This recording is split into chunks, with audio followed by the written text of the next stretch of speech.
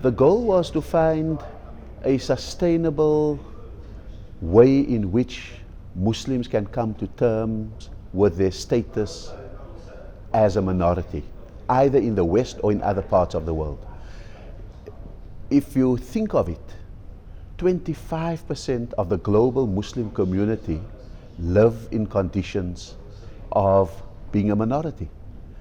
But every rule of Islam, whether it is about worship or whether it is about the world, was conceived and formulated in times when we were the empire, when we were the majority. And so now you have 25% of the community having almost a conflicted life. The rule says one thing, the conditions and the context says another thing, and we feel either that we are bad Muslims, or that we are not fitting in, or that the world expects too much from us. And we thought, let us bring out this topic about living where you don't make the rules. And let's find if the scholarship that is available can actually guide us and become a manual for us in how we do that. The title preceded the book, because when I was once described, when I was Premier of the Western Cape, and I was asked, how do you find it possible that you were elected to be Premier of a province that is 80% Christian and they accepted you? How did you manage that? And then I flippantly said, I learned to live where I don't make the rules. And then we said, so let's move further and make the title of the colloquium, the theme of it, living where we don't make the rules. And then when we wrote up the transcriptions and we started editing the book, we said, let's call the book Living Where We Don't Make the Rules, because you're right, it's meant to be daring, it's meant to be provocative. And that's why the introduction that I wrote says provoking new beginnings, because we need to take this kind of Hamlet syndrome out of Muslim minorities, to be or not to be, to belong or not to belong, to be a citizen or not to be a citizen. Muslims are this constant twilight community, never sure whether we belonging, never sure whether we should be, never sure whether we should enjoy our citizenship or not.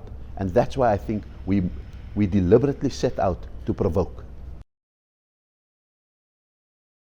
I would say that what Muslims should take out of this book is, one, that it's okay to acknowledge that you are in a minority. Too many of us spend so much time denying that we are numerically less.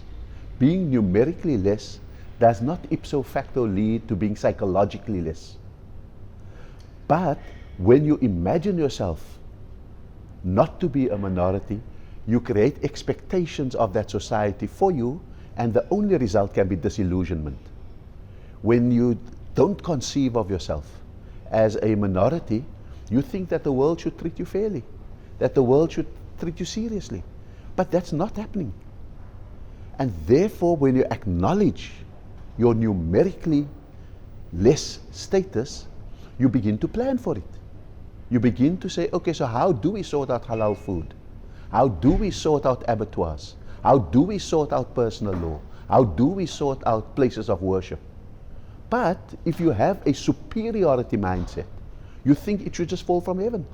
And then you get disappointed, and some of us get angry when it doesn't happen. And so the first thing that I really want is for us to be able to acknowledge that status and work with it. The second thing that I think that the book and the colloquium before that tried to do was to set up a few ground rules for us. Ground rules that would say, if you have a choice, for example, of citizenship, and the menu says, do you isolate yourself? Do you assimilate and become the same as your majority? Or do you integrate, where you force others to respect your integrity for your identity, and in return you give respect for the integrity of the whole nation to be secure, to be free, to be a nation, that's a bargain we can make. So I'm saying that it gives us that kind of practical way in which to actually manage things. So we're not trying to philosophically construct the debate around minority status. We're trying to give, as the title would say, a guide or a manual for how to live in such a condition. You see, apartheid was a complex assault on humanity. If you were black, like we were and like others are, then the full array of racism was unleashed on you scientifically and systematically. It decided what you could learn, where you could live, which school you could go to, what professions and careers you can pursue, who you could marry, and so forth and so forth and so forth. If you were Muslim, you got racism if you were also black, but you also got Islamophobia. And so, for example, when I registered my daughter in '91, before the democratic change, I still had to register her as illegitimate because Muslim marriages were not recognized. If you happened to be black, but from another country who came to work on the mines, apartheid had a assault on you as well through xenophobia. And so all of these kind of things were the ways in which apartheid manifested itself on you as a totality. My first real experience of the pain, humiliation, and dislocation it brought was in 1972 when I came home from school one day and all our furniture in District 6, Cape Town, that was now just declared a white area, all our furniture were placed on the pavement. And my father had to rush around to find a truck. He had to run to a rent office to find a house elsewhere in a designated area for us, and we moved. And the pain never left the eyes of my mother and my father for that act. Even though we as children enjoyed the fact that we now had hot water, whereas before we didn't. We now had a flush toilet, whereas before we didn't. We only understood later how apartheid significantly destroyed communities. And where our family was all around us in one area, we now were all dispersed and we saw less of each other. And we lost our social infrastructure. And so apartheid was a particularly bad thing, and yet we as Muslims of Malay origin or Indian origin had it better in the apartheid hierarchy than the black community. They had it absolutely worse. And that is why we withheld ourselves as Muslims from prioritizing Islamophobia against us over the racism against everyone else. Because there's something arrogant about thinking you're the only victim of an evil system. In South Africa, during apartheid, politics was not a career choice. It was something that recruited you. And so my first taste of tear gas, my first sight of a rubber bullet, my first escape of a whip was in 1976 when I was only 14. And I went into high school, and that was the year of the student uprisings across South Africa. And at the age of 14, I was suddenly immersed into that. I was then elected to represent my class, my grade, on the Student Representative Council. And from there, 5 years later, I was the Secretary General of the Student Representative Council. I was representing my school on the Committee of 81, and I was leading the students of the Western Cape on a 12-week school boycott, which basically meant we didn't do the formal classes, but after school, people like us who understood math or physics or biology, we taught others the syllabus. And so that was the kind of immersion into that. I was then elected onto the executive of the United Democratic Front because the African National Congress was banned, and I was part of that leadership, and we also felt that we needed to take Muslims into the anti-apartheid struggle, and we formed the Call of Islam, which was a ringing success in South Africa and probably the saving grace for Muslims not being disregarded at the moment of freedom, because people saw that our sacrifices were in proportion to the good talk that we can always talk on justice and stuff like that. And so my entry into politics was through liberation struggle, through sacrifice rather than gain, through participation rather than through ambition. And that really meant that when 1994 came and I was told that I was going to be Minister of Health, I argued. I said, no, I'm not ready for it. I'm only 31. And Nelson Mandela said, no, if you're good enough, you're young enough. And that really was it. And from that point onwards, every decision about politics was not taken by me. I never decided I'm going to run for Premier. I never decided that I want to be ambassador. It was all decisions made for me.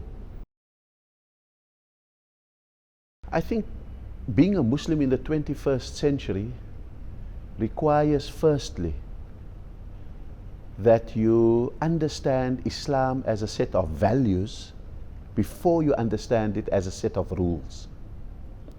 There are many people who follow rules but then transgress values. You want to enforce, for example, praying on time, and then you may be guilty of forcing your will on people and whooping them to the mosque. And so that in the 21st century, the next generation that grows up in the century will not have a rule book of do's and don'ts. But the best you do is to put into their hearts an internal ethical and moral compass so that they can be their own GPS as they face these intersections in the road and make choices, rather than take out the map book and says, do this now, don't do this then. So that's the first thing. It's an ethical, values-driven orientation that Islam must have. The second thing is respect tradition without worshipping it. Tradition is the shorthand of our entire legacy, and we need to respect it if we are going to be successful in life. But the moment tradition becomes the barrier to God, it becomes a problem. And so how do we find a way to teach millennials and others how to see value in tradition without enslaving them to tradition? The third thing about being a Muslim in the 21st century is that in the 20th century you could get away with never seeing anyone who is different. The chances were in the 20th century that you lived with people who looked like you, talked like you, ate like you, drank what you drank, dressed as you dressed, and prayed like you prayed. In the 21st century, the chances are that you are going to see people who differ, who are diverse, who are even against you. And therefore, you are going to have to find sustainable ways of coexisting with them, living and let living, because you must understand that the rights you want for yourself are the rights you must give to others, even if you detest their lifestyle. And so that's three cardinal points about living as a Muslim in the 21st century.